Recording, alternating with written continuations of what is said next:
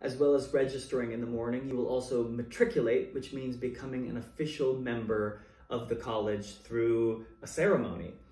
Before the matriculation ceremony, we take a group photo in our matriculation attire, which includes a formal suit or dress or skirt, blouse combo, kind of any of the above work, but it needs to be dark black, dark gray, dark blue. We've sent you all the guidance on this, please read it. You will need to assemble in all of your dark clothing and with your gown. We will take a group photo. After the group photo, we then have the matriculation ceremony, which happens in the Great Hall.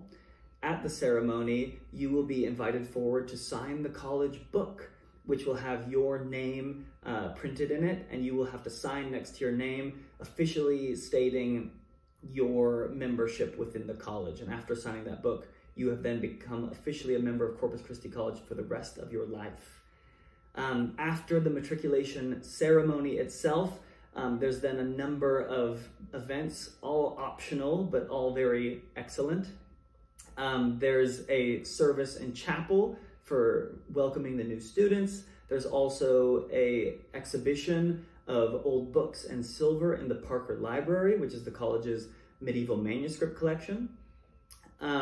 Finally, there's the matriculation dinner, which is split over 2 Sundays. The matriculation dinner is a way for the college to welcome you with a formal 3-course meal to the college.